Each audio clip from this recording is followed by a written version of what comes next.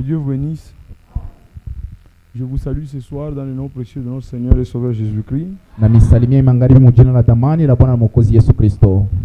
Je vous transmets les salutations de notre frère Deborah Kabamba de Likasi. Il vous a salué au nom de Jésus-Christ. Lèvons-nous pour la lecture de la parole.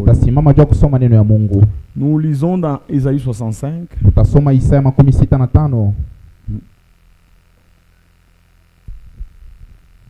À partir du verset 1er.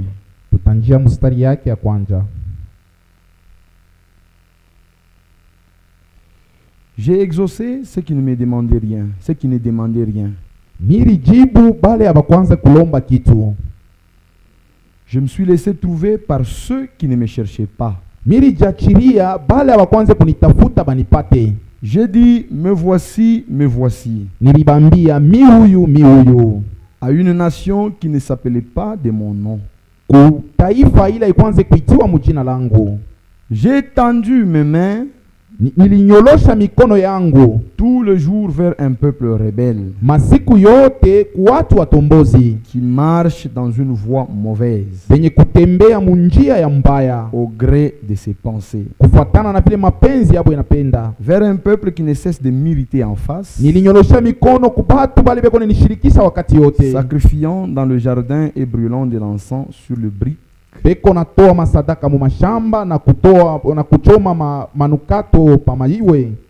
Jusqu'ici cette parole de Dieu. Asseyons-nous. Que Dieu vous bénisse. Vous étiez en prière. Je crois que Dieu a exaucé la prière. Amen. Gardez seulement la foi. Il y a une règle dans la foi. C'est-à-dire que quand tu demandes, tu dois croire que ce que tu as demandé, amen, tu l'as reçu. C'est ça la règle. Si tu crois comme ça, alors tu le verras s'accomplir. Amen. Amen. C'est ça. Hier, nous parlions sur le jour du salut. Jour dans lequel Dieu nous a secourus. Jour dans lequel Dieu nous a agréés. Jour dans lequel Dieu nous a fait grâce. Nous avons dit que c'est ce jour-là que la Bible appelle l'aujourd'hui. C'est-à-dire aujourd'hui, c'est le jour du salut. Le temps de la grâce. C'est l'année de la grâce pour nous, les gens des nations. C'est pendant cette période, c'est 2000 ans, depuis la naissance de Christ jusqu'à son retour, ces 2000 ans sont appelés le jour du salut, les derniers jours, les derniers jours. Et nous avons vu, selon notre sujet, que c'est en ce jour que les Écritures annoncées dans l'Ancien Testament s'accomplissent. Amen. Amen. C'est dans ce jour que nous, les gens de nation, qui n'étions pas dans le plan, que Dieu nous a insérés dans le plan. Amen. Amen. Cela avait été promis à Abraham depuis l'Ancien Testament. Prenons Genèse 22. Lisons à partir du verset 15. L'ange de l'Éternel appela une seconde fois Abraham des cieux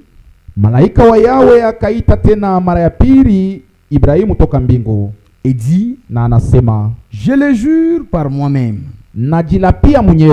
parole de l'Éternel, Parce que tu as fait cela et que tu n'as pas refusé ton fils, ton unique, je te bénirai. Et je multiplierai ta postérité comme les étoiles du ciel et comme le sable qui est sur le bord de la mer. Et ta postérité possédera la porte de ses ennemis. Toutes les nations de la terre, pas seulement la nation d'Israël, toutes les nations de la terre seront bénies en ta postérité parce que tu as obéi à ma voix. Et cette postérité d'Abraham, dans laquelle nous, les nations de la terre, nous avons été bénis, ce n'est pas Isaac, c'est Jésus-Christ. C'est en lui que nous, les nations, nous avons été insérés dans la bénédiction qui était réservée seulement à Israël. Hier, nous avons lu dans Romains 9 que tout était pour Israël. Les patriarches, les pères, c'était le père d'Israël. Même quand nous disons qu'Abraham est notre père, c'est par rapport à la foi, mais il est le père naturel d'Israël. Dieu a fait avec Abraham une alliance de donner à sa postérité la terre de Canaan. Il a répété la même alliance à Isaac. Il a répété la même alliance à Jacob. C'était pour la terre de Canaan. Tout était à Israël. Nous l'avons lu dans Romains 9. Le verset 2. Les patriarches, les cultes, l'adoption, kutiliwa mwana, tout était pour Israël. Ces deux-là, ces deux, c'est de chez eux qu'est issu selon la chair Christ. Christ n'est pas venu chez les nations. Christ est sorti d'Israël. Tout était pour eux. Mais déjà du temps d'Abraham, Dieu avait prévu de visiter les nations par la postérité d'Abraham. Amen. Et cette postérité d'Abraham, dans laquelle nous devrions être bénis, c'est Christ. Amen. Prenons cela dans Galates, au chapitre 3. C'est Christ. Cette postérité d'Abraham qui devait posséder la porte de ses ennemis. C'est Christ. C'est lui. Même quand Dieu disait tout lieu que foulera la plante de vos pieds, je vous le donne. Dieu parlait de Christ. C'est lui qui devait fouler le pied de chaque promesse pour que Dieu puisse nous l'accorder aussi. Nous avons toutes choses pleinement en Christ. Il n'y a pas de bénédiction pour les gens des nations en dehors de Jésus-Christ. Si vous voulez être bénis, soyez en Christ. Amen. Et dans Ephésiens 1, au verset 3, l'Écriture dit: loué soit Dieu le Père de notre Seigneur Jésus-Christ, qui nous a bénis. Et dites Amen. Amen. On vous dit que vous êtes bénis, vous ne dites pas Amen. Je répète. Loué soit Dieu, le Père de notre Seigneur Jésus-Christ, qui nous a bénis. Croyez que vous êtes bénis. Alors il nous a bénis de toutes sortes de bénédictions spirituelles. Toutes sortes. La nouvelle naissance est en Christ. La croissance en Christ. Le baptême du Saint-Esprit en Christ. La justification en Christ. La rédemption en Christ. Le pardon de péché en Christ. L'adoption en Christ. Le ciel en Christ. La nouvelle Jérusalem en Christ. Recevez Christ. Vous recevez toutes ces choses. Amen. Alors loué soit Dieu, le Père de notre Seigneur Jésus-Christ, qui nous a bénis de toutes sortes de bénédictions spirituelles dans les lieux célestes en Jésus-Christ. Amen. Pour nous les gens des nations, nous recevons tout en Christ. C'est lui notre bénédiction. C'est par lui que nous participons à la nature divine. C'est par lui que nous sommes héritiers ensemble avec Israël. Amen. C'est ça même le mystère de Christ. C'est-à-dire, et les gens des nations et les Juifs participe à la même promesse en Christ. C'est le mystère de Christ. Ce mystère n'a pas été révélé aux Juifs. Amen. Même les apôtres, les 12 apôtres, ils ne comprenaient pas ce mystère. Un seul apôtre comprenait, c'est l'apôtre Paul. Et il dit, en lisant ces choses, vous comprendrez l'intelligence que j'ai du mystère de Christ. Ce mystère, c'est que les gens des nations participent aussi par l'évangile à la même bénédiction que les Juifs. Nous partageons le même Père que le Juif en Christ. En Christ, Abraham qui est le Père de Juifs est devenu notre Père. Alors en Christ, la bénédiction d'Abraham, c'est notre bénédiction. Alors n'acceptez jamais que vous êtes maudits. N'acceptez jamais. Votre malédiction a été prise par Christ. Vous êtes bénis. Amen. Peu importe ce que vous avez fait, je le dis, peu importe ce que vous avez fait, vous ne pouvez pas être maudit. Si vous faites une bêtise, Dieu vous châtiera. Parce que selon Hébreux 12, il châtie ceux qu'il considère pour fils, mais pas les maudits. Non, Dieu ne maudit pas ceux qu'il a bénis. Alléluia. Amen. Si vous êtes déjà béni, Dieu ne peut pas vous maudire. Il peut vous frapper, mais pas vous maudire. Il vous frappe pour votre bien. Il vous frappe pour vous ramener, mais pas vous maudire. Parce que s'il vous maudit, il trahira ce qui est sorti de sa bouche. Or il a dit à David, je ne trahirai pas ma fidélité. Je ne modifierai pas ce qui est sorti de ma bouche.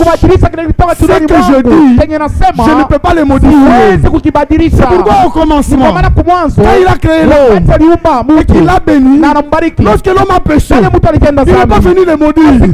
Il est venu les punir. Mais il n'a pas béni les animaux. Lisez la Bible. Quand Dieu a créé les animaux, il ne les a pas bénis. Il leur a dit simplement, multipliez-vous et remplissez la terre.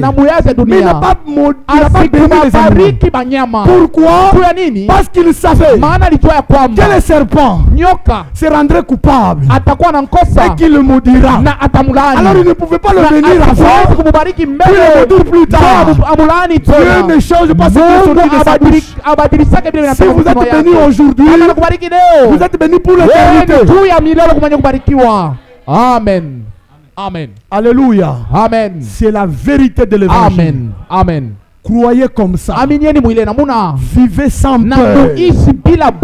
Vivez sans peur. Ne partagez pas votre vie avec la peur. La peur n'a pas de place en vous. Vous n'irez jamais en enfer. Amen. Amen. Amen. Amen. Vous ne pouvez pas aller en enfer. Parce que vous avez une partie de Dieu. Vous avez la vie éternelle. Cette vie éternelle qui est en vous ne peut pas vivre en enfer.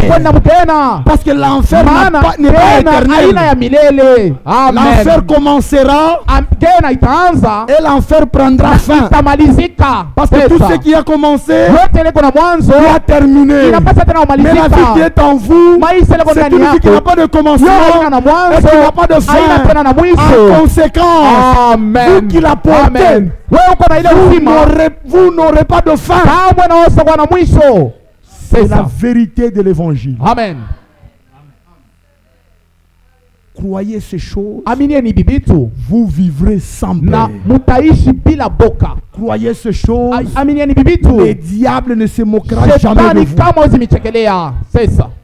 Il ne peut pas venir te dire, regarde, tu as menti, tu iras en enfer. Dis-lui faux. L'enfer, c'est pour les incrédules. Moi, je ne suis pas un incrédule. Quand je me rends coupable d'un péché, il y a un avocat auprès du Père. Je vais me repentir et je serai pardonné. Alléluia. Amen. Amen. N'ayez pas peur. Vivez dans l'assurance. Christ est votre vie. Que peut vous faire un homme? Alléluia. Amen. C'est la vérité. Cette postérité d'Abraham qui devait posséder la porte des ennemis, c'est Christ. Et vous en lui, vous posséderez la porte de l'ennemi. Galates 3. Je lis à partir du verset 7. Reconnaissez donc que ce sont ceux qui ont la foi qui sont fils d'Abraham. Aussi l'Écriture prévoyant que Dieu justifierait les païens que vous êtes par la foi, a d'avance annoncé cette bonne nouvelle à Abraham, que toutes les nations de la terre seront bénies en toi, de sorte que ceux qui croient sont bénis. Amen. C'est bien dit. Ceux qui croient sont. Voilà, frère, tu as bien parlé. Amen. Passeront. Bien-aimés, nous sommes maintenant enfants de Dieu. Nous sommes, pas nous serons. Ceux qui croient sont. Alléluia. Amen. Et Jésus a dit, celui qui croit en celui qui m'a envoyé et qui croit en mes paroles, il a la vie éternelle. Il n'a pas dit il aura. Nous n'aurons pas la vie éternelle. Nous avons la vie éternelle. Amen. Amen. Amen. Amen. Amen. C'est la vérité. Amen. Ils sont bénis avec Abraham, le croyant. Car tous ceux qui s'attachent aux œuvres de la loi sont sous la malédiction. Car il est écrit, maudit est quiconque n'observe pas tout ce qui est écrit dans le livre de la loi.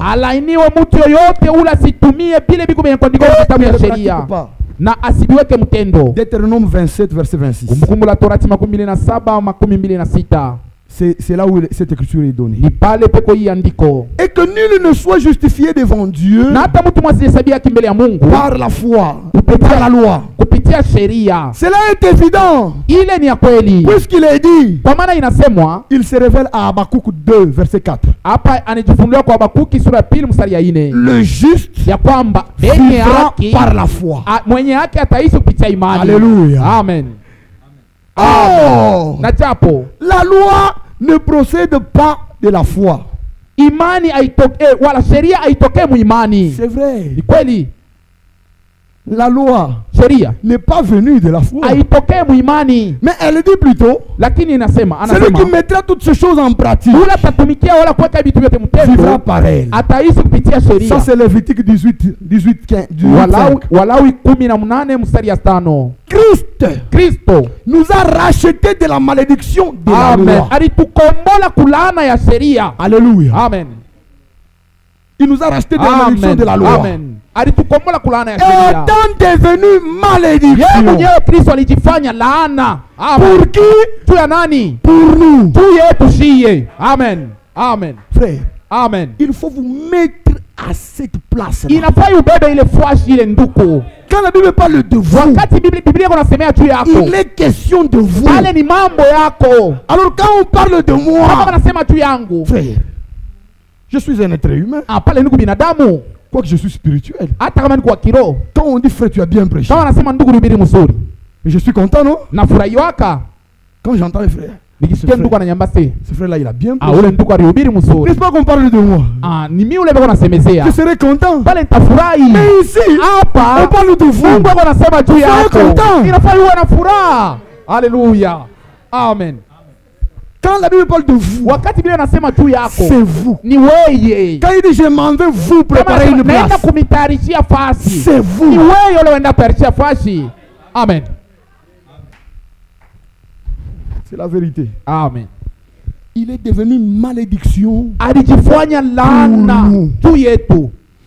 car il est écrit, Maana imeandikwa, maudit est quiconque est pendu au bois. alani wote watatundikwa kumuchi. Oh, permettez que je sorte du sujet. Permettez que je sorte Uruhusu du sujet. nitoke kwa mbele mkishina.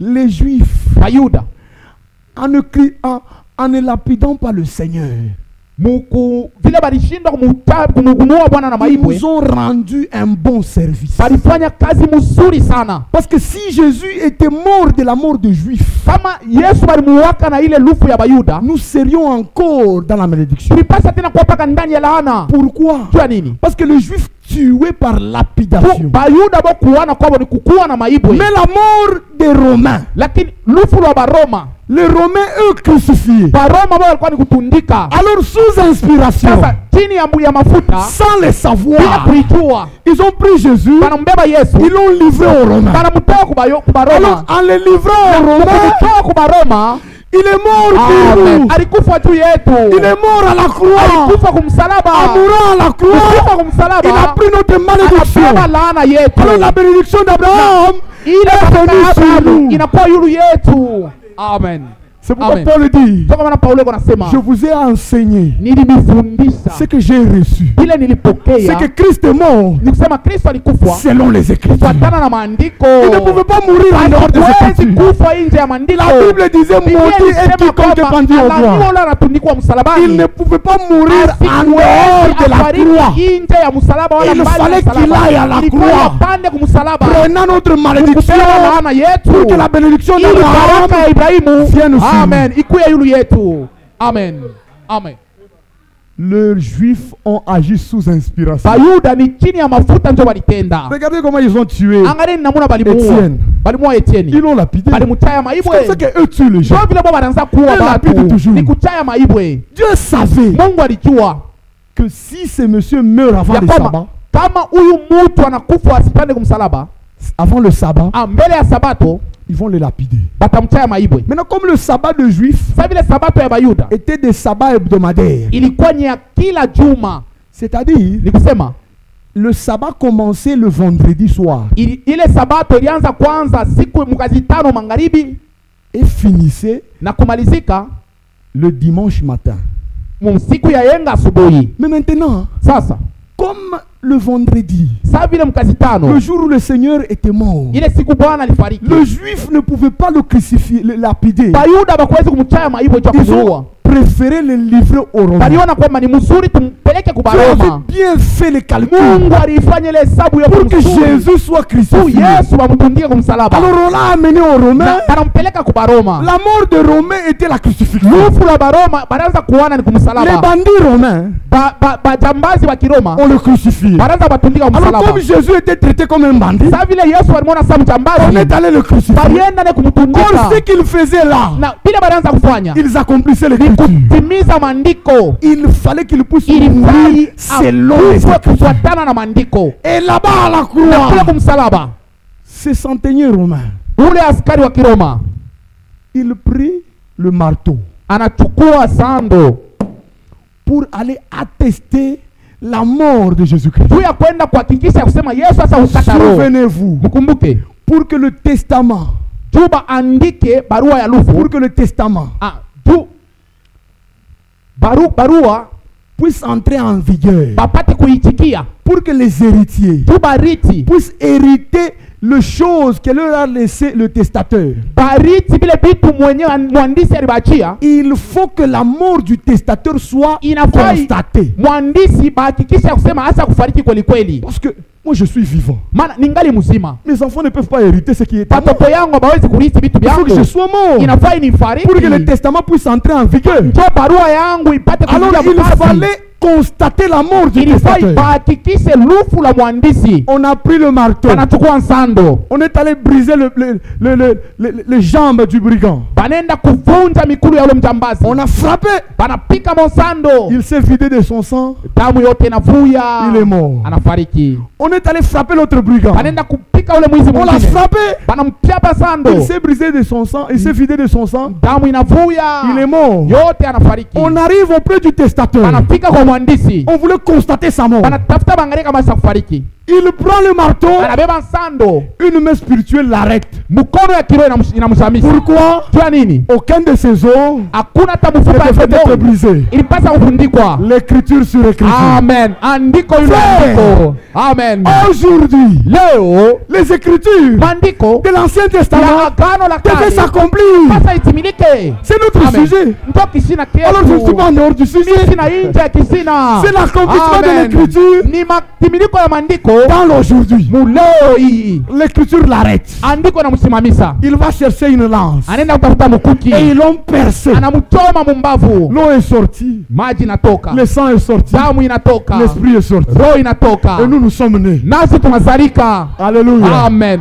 Amen. Louange au Seigneur. Amen. La mort du testateur devait être constatée. Et depuis ce jour-là, toutes les promesses faites à Abraham sont devenues nôtres. Alors tout lieu que foulera la plante de nos pieds, Dieu nous le donne. Amen. Amen.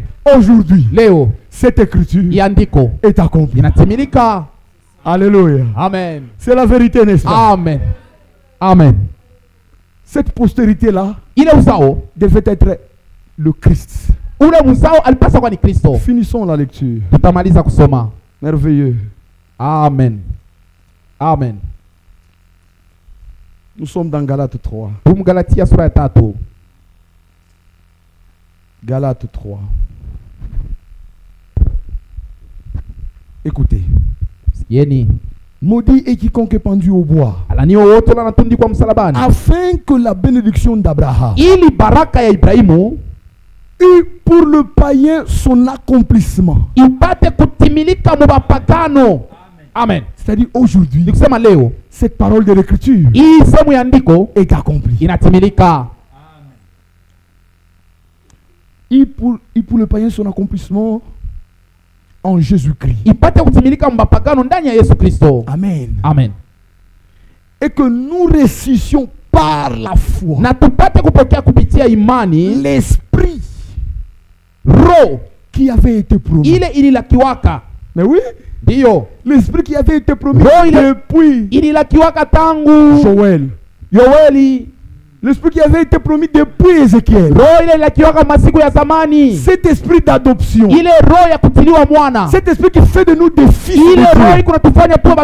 Nous l'avons reçu par Christ. Et c'est ce qui est écrit. N'est-ce pas que ce jour est appelé aussi les derniers jours? Joël dit, dans les derniers jours, je répandrai mon esprit sur toute chair. Amen. Cette écriture s'est accomplie aujourd'hui. Amen. Amen. C'est la vérité. Amen. Cette écriture s'est accomplie.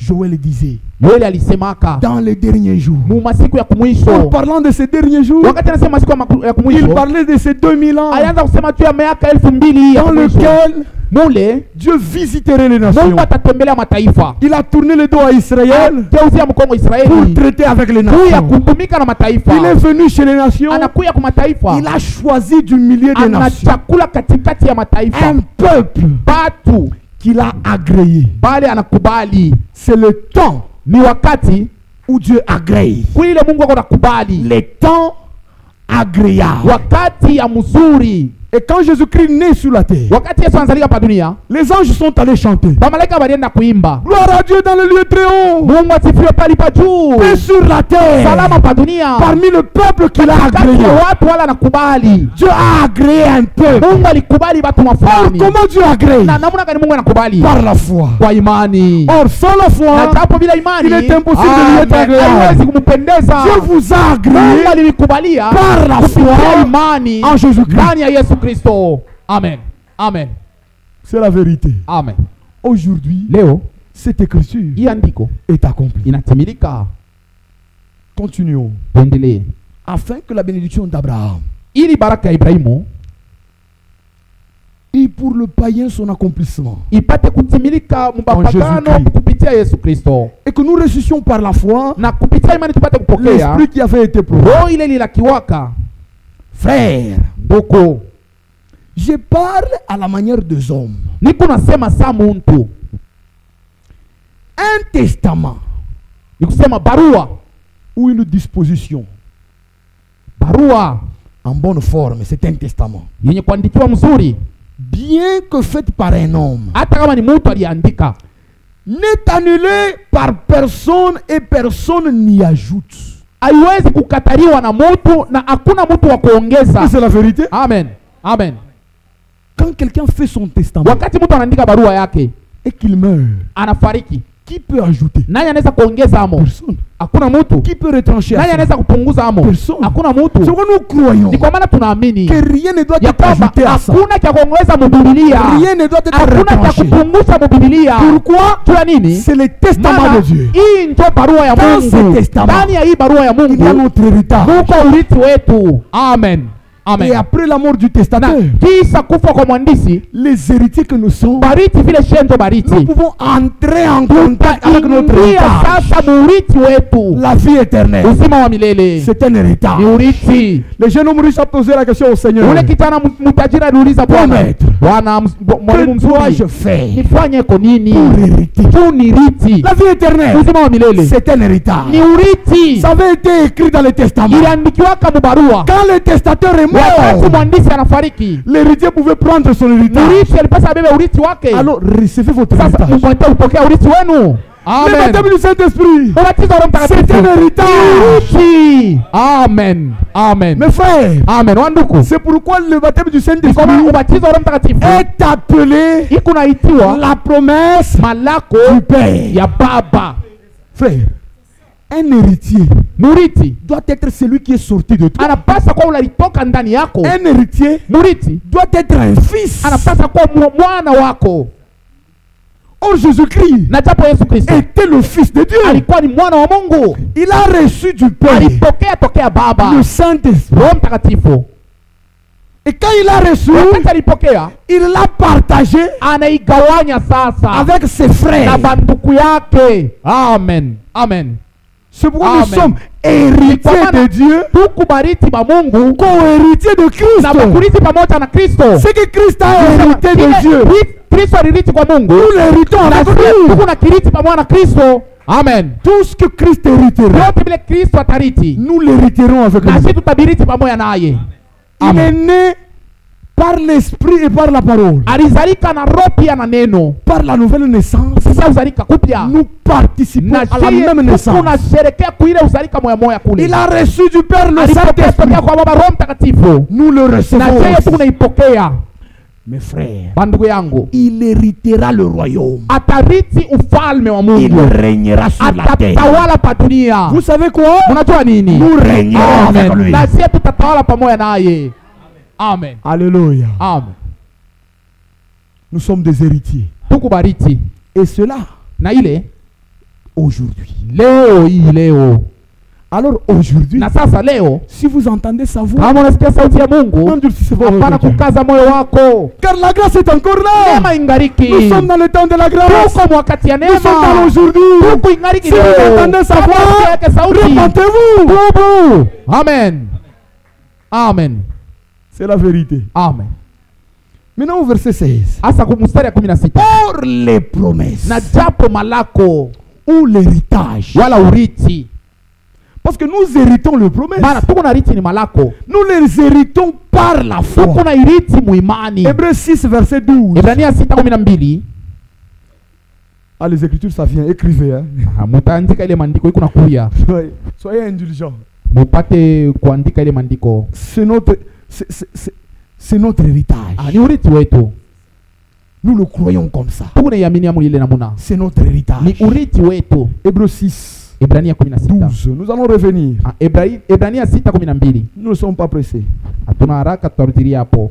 En sorte que namna ya kusema vous ne vous relâchez point, musiachilie, et que vous imitiez ceux qui na mufuatilishe bale par la foi kupitia imani et la persévérance na mukuendelea wala mkutubu hérite peko na riti les promesses. malako.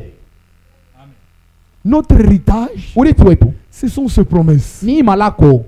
Et nous sommes entrés en contact, na tulingia muhusiano, en possession mukubeba de notre héritage urithi wetu par la mort kupitia lufu du testateur. lwa mwandisi.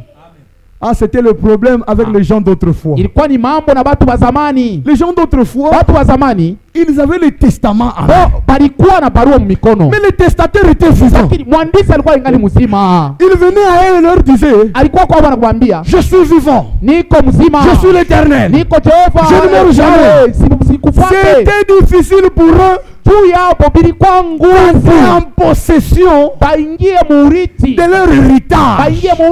Maintenant dans l'aujourd'hui, dans le jour du salut, le testateur est devenu un homme. Il est devenu un mortel. Alors il est mort pour que vous les héritiez. Vous étiez entrés en possession de votre héritage. Possédez. Amen. Amen. C'est écrit par la foi et la persévérance. C'est-à-dire, tu le crois et tu persévères dans la foi. Comme vous l'avez demandé. Frère, ne demandez pas comme quelqu'un qui n'a pas le droit. Vous avez le droit. Vous avez été rendu participant. Nous l'avons lu, hein? Colossiens 1 verset 12. Rendez grâce au Père qui vous a rendu capable d'avoir part. Par à quoi? À l'héritage. C'est ça. Vous voyez comment ça s'emboîte? C'est la Bible. C'est le Saint-Esprit qui nous l'a révélé.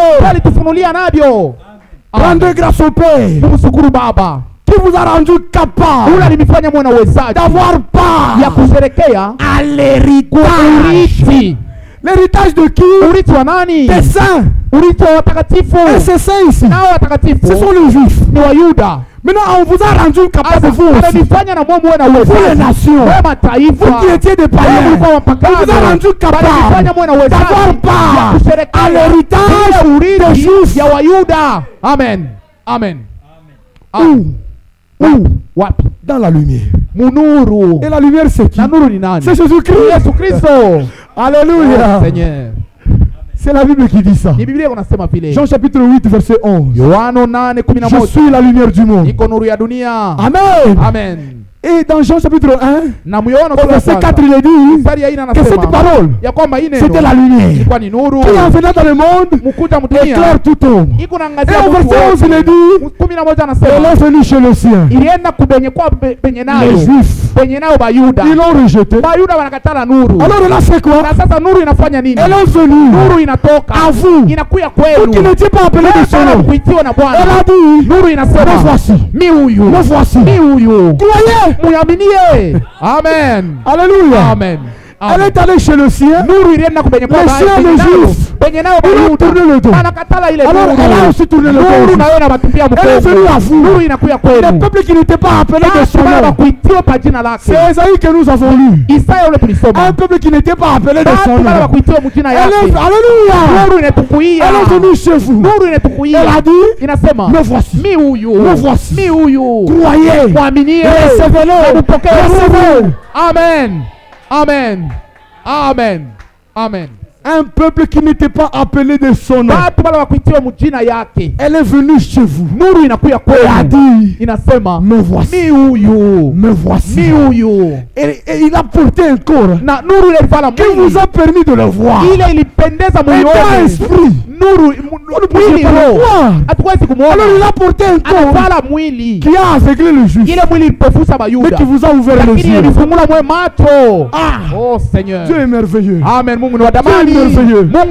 Les Juifs connaissant la Dieu, ils ont vu naître des Marie. Ça, ce n'est pas notre Dieu.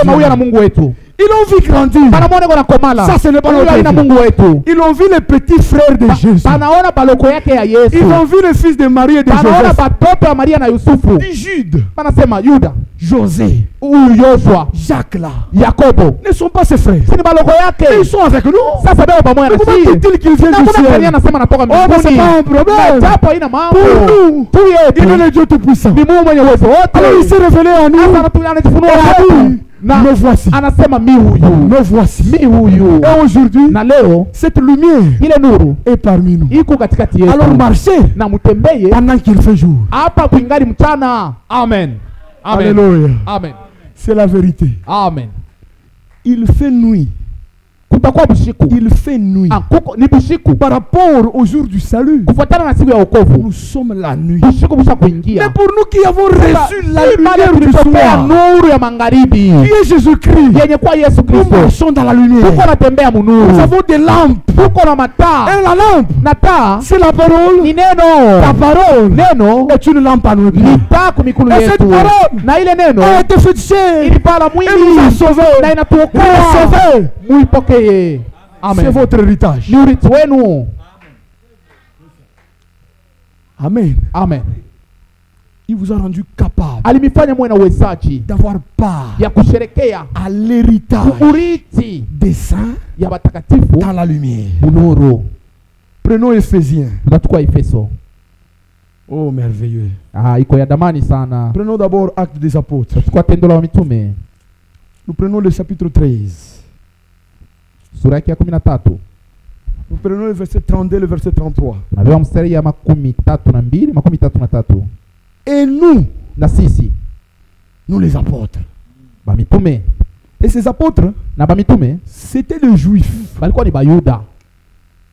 Et nous vous annonçons cette bonne nouvelle.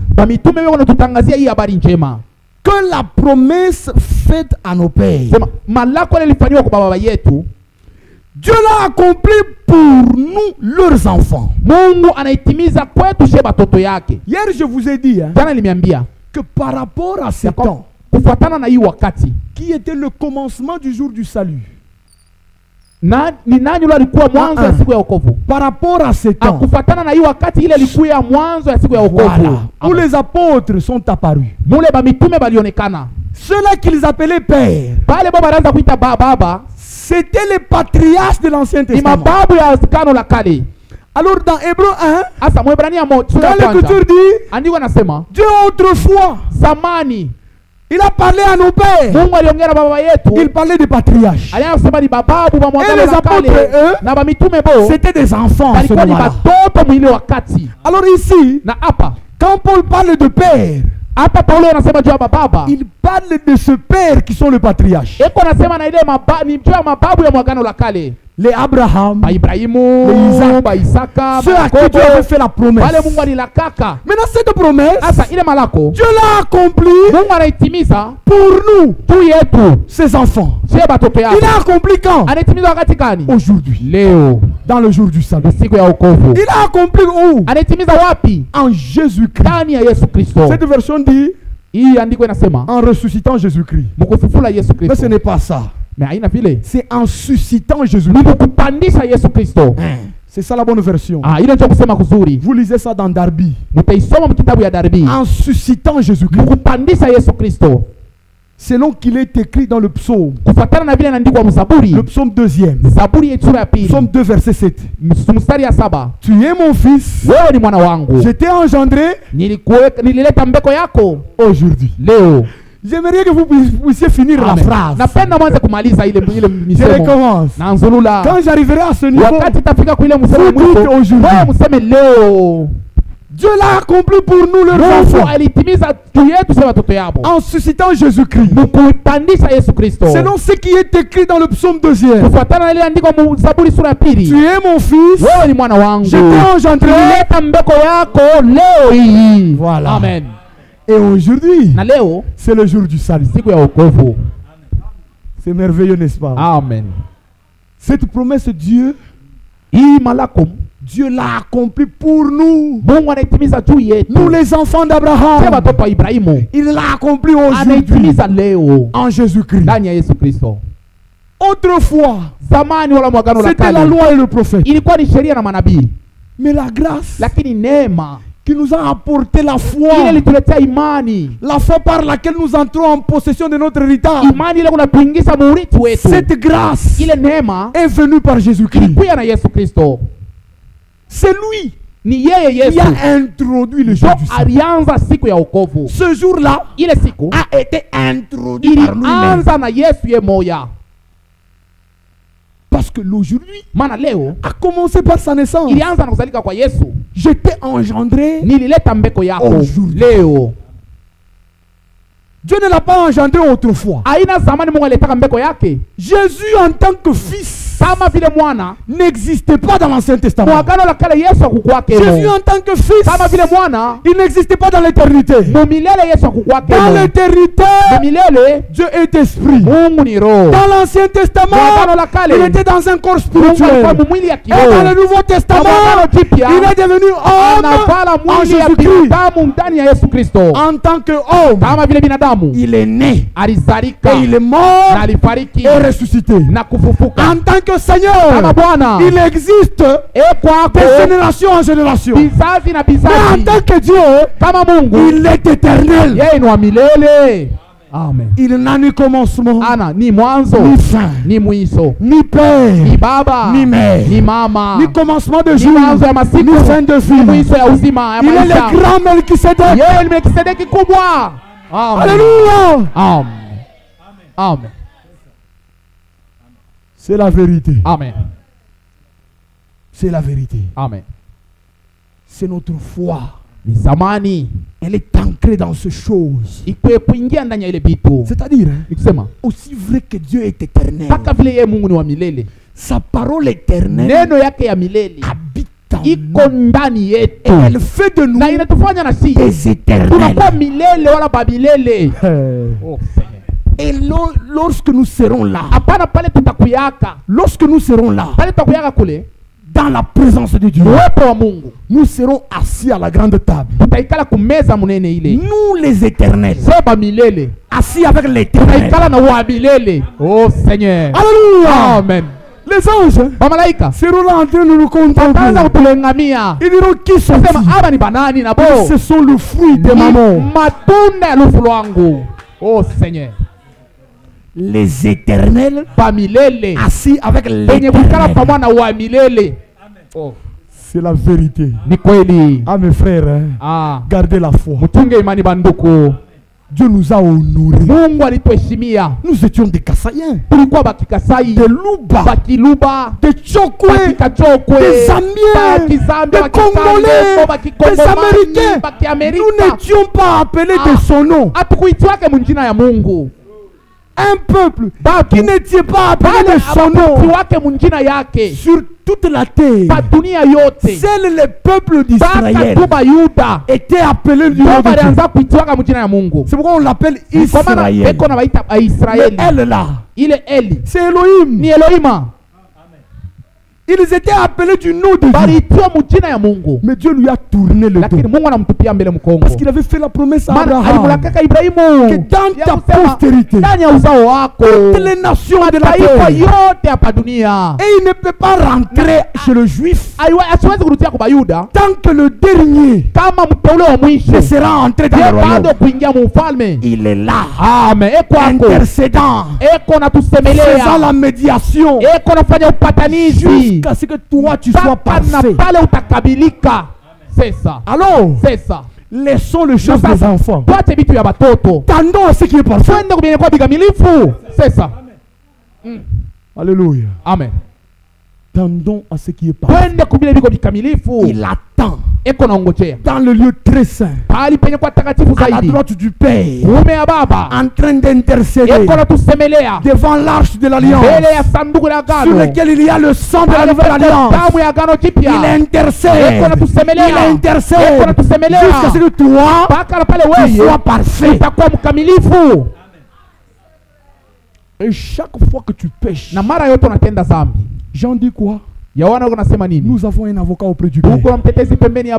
William Branham a fait cette expérience. Il explique ça dans démonologie domaine religieux. Il était entré dans un restaurant. Il a trouvé une femme mal habillée, en train de boire, une vieille femme, en train de boire avec de vieux. Il a vu une autre jeune fille aussi très mal habillée, assis là-bas au comptoir, en train de boire et de flirter avec des jeunes gens. William Branham est entré là-bas. Il a commencé à dire: Seigneur, dans ta grande sainteté, la terre et engloutir ces gens. Il a regardé. Une vision est apparue. William Branham était prophète. Cet homme, c'était un prophète. Un prophète majeur.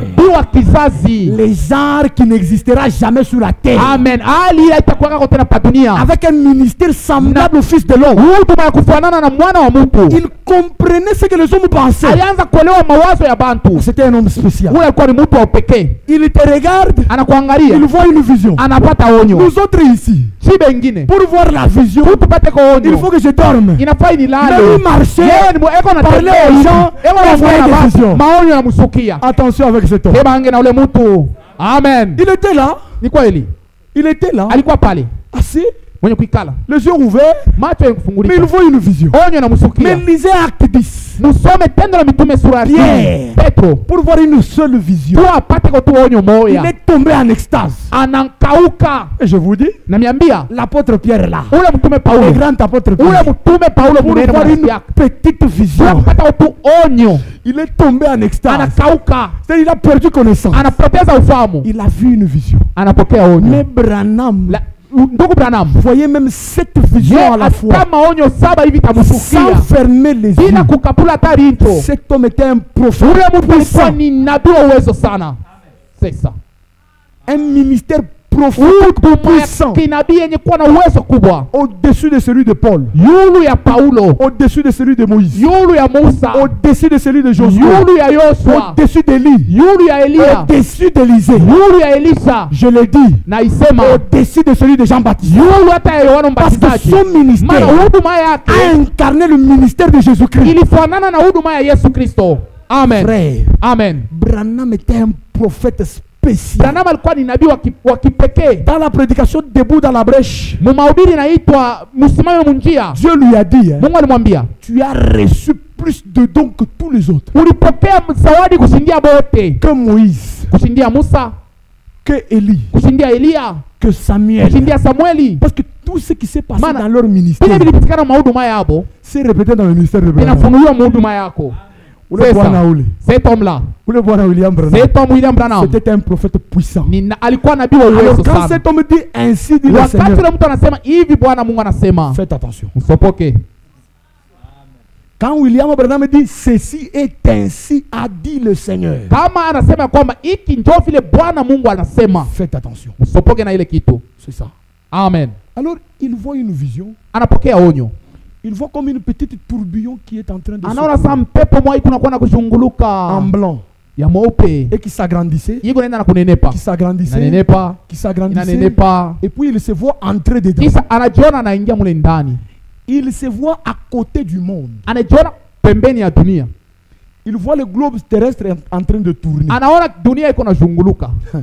C'est comme ça que lui explique le temps de la grâce. So vile kuna fasiria wakati ya neema, il voit le globe terrestre en train anaona de tourner. dunia iko na shunguluka, iko na shunguluka paka vile na Et il shunguluka, voit le sang de Jésus-Christ anaona damu ya Yesu Kristo tomber sur cette globe. iko naanguka pa dunia, Tap.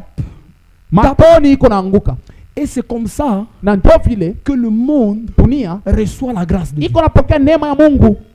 Et il a vu ça. Aliona ile mambo, Il a encore regardé. anaangalia tena, Il a vu un gros livre anaona kitabu kinene sur lequel son nom était écrit. pale peko jina yake yenye kuandikwa William Branham. William Branham. Et dans ce livre, Na mwile kitabu il y avait plein de péchés mulikuwa mazambi mingi de William Branham. ya William Branham. C'est pourquoi pour nous, Ndio kwa maana juu yetu, quoique cet homme était un grand prophète, hata kama mtu alikuwa nabii il est munene, resté un homme. lakini ni muntu sa batu bote. Amen. Jésus-Christ seul est le Yesu Seigneur. peke yake ndio Bwana. Amen. C'est la vérité. Amen. Ni kweli. Il a vu un livre Anaona kitabu et il est allé voir le Seigneur. anaenda kumwona Bwana, Il a dit, Seigneur, asema Bwana, peux-tu me pardonner? eti unaweza unisamea? Le Seigneur prend son doigt, Bwana Mungu anaweka kitabu yake, kidole yake il l'introduit dans son côté. anachomeka mulubavu yake, Il sort le sang. anatosha damu, Il écrit dessus, anaandika pale yulu pardonner. na kusamea. Il jette dans la mer Oh, de l'oubli. Seigneur. Paf! Anatupa mbali la kusaulika. Et puis qu'est-ce qu'il voit? Anaona tena nini? Il se voit lui-même en train de pécher. Anajiona anatenda zambi. Et quand il pêche, Wakati anatenda zambi, la colère se détache du trône de Dieu kasirani inatoka ukiti ya enzi ya Mungu, et va vers lui. inaanza kumwendea. Il voit le sang de Jésus-Christ Anaona damu ya Yesu Kristo se tenir contre cela. inasimama mbele yake Comme un pare-choc. kama vile kama vile ngabo, Et arrête la colère. Paf! na kusimamisha kasirani. Et il a dit que c'est comme Na- ça que anasema, Jésus-Christ fait l'intercession. ndio vile Yesu Kristo yako natusemelea. Il dit, s'il n'était pas là, Kama Yesu akukue pale, nous serions déjà exterminés. tulipata kuwawa wote. Alors Jean dit, Yohana anasema il est une victime expiatoire yeye ndio anakuwa toleo ya kuondosha dhambi pour le monde ya entier. dunia yote mzima. C'est pourquoi le sang tombe Ni kwa maana damu iko sur le naanguka monde à chaque kwa seconde. dunia yote mzima, Et na pour nos péchés aussi. juu ya mazambi yetu. Tena Quand Jean dit non, wakati péché, anasema mazambi yetu, il ne parle pas du monde. asiseme juu ya dunia, Il parle de nous, ewe anasema juu tous les yetu hommes she batu qui sont encore dans ce corps. penye kwa mwili. Quoique nous ayons une âme sauvée, Nafsi yetu yenye nous kukombolewa, restons quand même des hommes. lakini tuku bantu. C'est ça. Alors, petits enfants, Batoto kidogo, si quelqu'un parmi vous a péché, kama katikati yenu mtu anatenda zambi, nous avons un avocat auprès du tuko na Père. mtetezi pembeni ya Baba, Jésus-Christ le Yesu juste. Kristo mwenye haki. Alléluia. Amen. Confessez-lui vos péchés. Mutubu mazambi yenu, Il est fidèle kwake yeye ni pour vous mwaminifu les pardonner juu ya kumisamea et vous purifier. na kumitakasa. Lisons Ephésiens 3. Efeso sura ya 3 Et puis nous allons terminer. na tutamalizia pale. Merveilleux. Ni ya damani. Ephésiens chapitre 3. Efeso sura ya 3. J'aimerais commencer dans Ephésiens chapitre 2. Napenda kuanzia msura ya pili Pour que vous compreniez de quoi il ili parlait muelewe eko nasemezea nini et de qui il parlait. na eko nasemezea nani. Prenons Ephésiens chapitre 2, le verset 19. Efeso sura ya pili 19. En fait, ce livre d'Éphésiens, Hii kitabu ya Efeso ça parle de la dispensation de la grâce aux gens des nations. iko nasema juu ya kugawanya wala kupewa kwa neema kwa La mataifa, manière dont Dieu nous a fait grâce. na munele Mungu alitujalia neema. C'est pourquoi il commence par l'éternité. Ni kwa maana anaanzia mumilele. Il dit Dieu Asema Mungu nous a élus avant la fondation du monde. alituchakula kabla misingi ya dunia En ijatiliwa Christ. ndani ya Kristo. il descend anashuka jusque dans le temps. anaingia mwakati. Nous avons reçu la rémission de péché Tulipokea usamehe wa en madhambi Christ. ndani ya Kristo. Il descend jusqu'à Pentecôte. Anashuka na Pentecoste. Il dit en lui, Anasema ndani ya nous Yesu avons reçu Kristo le Saint-Esprit. tunapokea Roho Mtakatifu. Il va loin. Anaenda tena Il parle même de la puissance que Dieu a mis à notre disposition. uwezo ule Mungu aliweka mbele yetu. Maintenant dans Ephésiens chapitre 2, Efeso sura ya pili au premier verset, kumstari ya kwanza il parle de nous nations anasema juu yetu mataifa qui étions morts sema tuko benye kufa par nos offenses. makosa yetu. Dieu nous a Mungu rapprochés anatukaribisha en Christ. ndani ya Kristo. Nous étions séparés. Tuko benye Il kuachanisha y avait un mur de séparation ukuta ya matanisho entre nous et les Juifs. katikati yetu na Mayuda. Nous étions considérés comme des Tulikuwa impurs. kama bantu babuchafu. Dieu Mungu lui-même ye moya nous a déclaré purs. anatuona na anasema tuko Et a dit à safi. Pierre, Na anamwambia Petro, ne traite pas d'impur hapana kusema ce que kwamba moi j'ai appelé pur. kiko kichafu kile Par la mort de Jésus-Christ, kupitia rufu ya Yesu Kristo. Tous les nations, Mataifa nous yote avons sio ya été mataifa purifiés. Nous tulitakasiwa, avons été rapprochés. Maintenant, tulikaribishiwa. verset 19 Hasa kumstari wa du 19 chapitre 2, ya sura ya il pili dit ceci. anasema hivi: Ainsi donc, hivi basi vous les nations. wewe mataifa, Est-ce que vous comprenez? eti munaelewa? J'aimerais savoir si vous me comprenez. Napenda nijue kama Nous munanielewa. sommes au même niveau. Tuko pamoja, Est-ce que nous sommes au même niveau? tuko pamoja. Si nous sommes des aigles, Tuko mantai. envolons-nous, frères. Tupepukeni, tupepuke. Là, ce n'est plus des petits oiseaux. Hatuna tubandeke tuloko Nous tuloko. sommes dans les Tuko airs. ni yulu Nous mwewa. sommes très loin. Tuko yulu sana. Ici, Hapa si un autre oiseau essayait de nous kama imiter, ndege mwingine anapima kutufuatilisha, il va perdre ses plumes. mabawa yake itamwanguka, Il va perdre ses ailes. atapoteza mabawa yake. Le courant d'air va l'entraîner. Pepo itamupepusha na Mais kumwangusha. nous, Sie ce courant d'air ile mpepo nous donne l'élan. iko natupatia Quand le mwendo, courant d'air nous bouge, ama inatupenkesa, ça nous amène encore plus loin. inatupeleka tena yulu sana. Amen, amen. Envolons-nous. Tupepukeni. Il dit ainsi donc, Asema hivi basi, vous n'êtes plus des étrangers, hamuna tena bageni ni des gens du dehors. wala bantu ba nje. Frères, Huku en Jésus-Christ, ndani ya Yesu Kristo nous ne sommes plus des hatuna étrangers. bageni, Nous ne sommes plus des hatuna bantu païens. ba nje wala Parce que c'est bapagano. ce que signifie païen. Mnaona maana mpagano Païen veut dire inamaanisha étranger à la loi de Dieu. mgeni kusheria ya Mais Mungu. maintenant, en Sasa Jésus-Christ, ndani ya Yesu Kristo vous n'êtes plus des hatuna étrangers, bageni kusheria ya mais Mungu, vous êtes devenus tunakuya concitoyens bakaaji des saints. batakatifu. Alléluia. Amen. Vous êtes Amen. devenus Munakuya des citoyens du royaume bakaaji ba ensemble avec le juif. pamoja na Bayuda wala benye haki, gens de la maison de Dieu. bantu ba munyumba ya Mungu. Alléluia. Amen. Vous êtes devenus Munakuya les gens de la maison de bantu ba Dieu. munyumba ya Mungu. Et dans Hébreux 3, verset 6, Ebrania 3 sura ya 6 mstari ya l'Écriture 6 dit Moïse andiko anasema Musa était considéré comme serviteur dans la maison de Dieu. alikuwa sa mtumishi munyumba ya Mungu, Mais Christ lakini Kristo est considéré comme fils dans cette maison. yeye mwile nyumba ni mwana. Dites-moi, Mniambie sasa, qu'est-ce que dit l'Écriture? andiko anasema nini? L'héritier, Murithi il demeure toujours. yeye eko ako tu, Mais l'esclave, lakini mtu wa il ne demeure kazi pas. yeye akalake kwa wakati Le yote, soir, il rentre chez lui. magharibi anarutiaka kwake. Moïse était considéré comme Musa yeye kwa serviteur alifanya dans la maison de kazi Dieu. munyumba ya Mungu. Mais Christ est considéré comme un fils dans yeye cette ni maison. mtoto mwile nyumba. Et Paul vous regarde Paulo animiangalia et dit cette maison, anasema hii nyumba c'est vous. ni mweye. Alors quand le serviteur fidèle Wakati ule mtumishi mwaminifu est prudent, na mwerevu est établi dans la maison de Dieu, anawekwa mnyumba ya Mungu, sa maison c'est qui? nyumba yake ni nani? C'est vous. Ni mweye. Alors ne dites pas que le ministère de Frère Franck concerne seulement le prédicateur. Musiseme ile huduma ya ndugu Frank ni ya bahubiri, Parce qu'il a été établi Mana dans la maison de Dieu. aliwekwa mnyumba ya Mungu, Et sa maison, na nyumba yake c'est vous. ni mweye, ndio nyumba ya Mungu. Écoutez, Musikie, vous avez été édifiés mulijengwa sur le fondement des apôtres, yulu ya misingi ya mamitume, vous les nations. mwe mataifa mweye.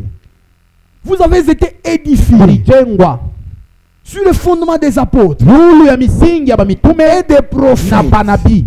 Jésus-Christ lui-même Yesu mwenyewe étant la pierre angulaire. ndio jiwe ya mkona. En lui, Ndani ya Yesu Kristo, nous avons tout en lui, frère. ndani ya Yesu Kristo tuko na Ni yote.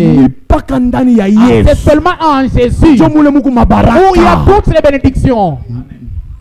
En lui, ndani ya Yesu Kristo, tout l'édifice bien coordonné, majengo yote ni kupambwa mzuri, yenye kupanga mzuri, bien édifié. Vraiment, basa kwa kintu kete parfois chaque chose est à sa place. Les apôtres à leur place, mamitume parfois les docteurs à leur place, mwalimu parfois siabo, chaque chose à sa place dans cet édifice.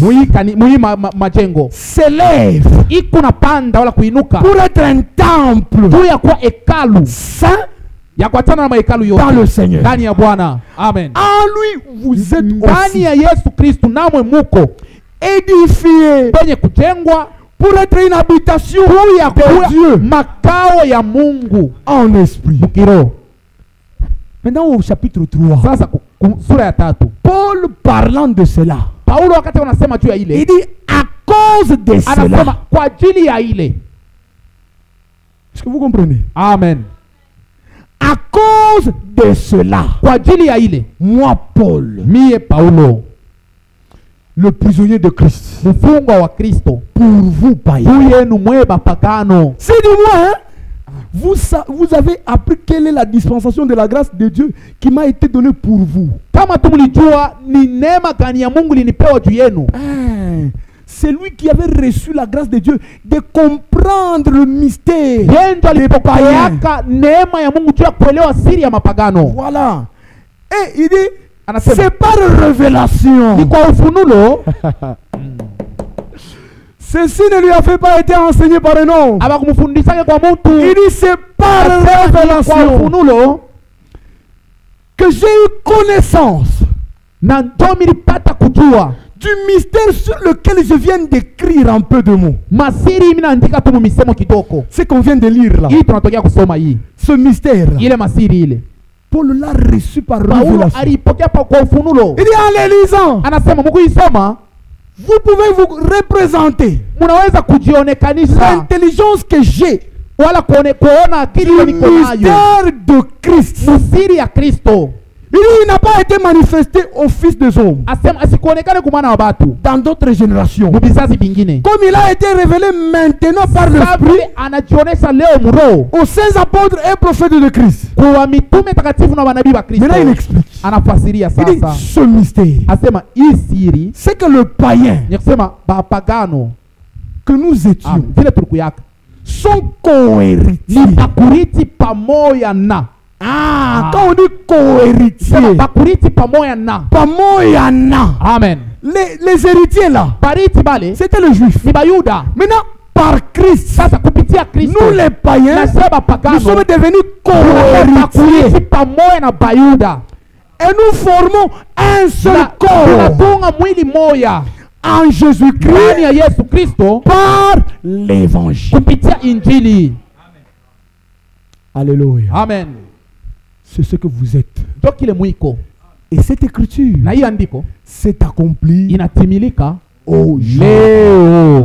Dites-le. Cette écriture s'est accomplie aujourd'hui. Amen. Que le Seigneur vous bénisse. Amen. Amen. Que Dieu vous bénisse.